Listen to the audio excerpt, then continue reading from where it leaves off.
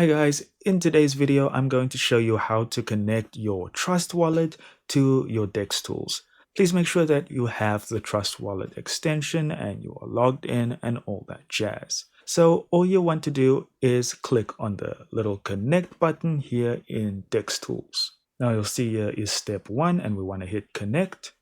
Then we want to go to Trust Wallet and hit connect. And again, it'll give you all the things that Dextools will be able to do. And we want to hit connect once again on this pop-up.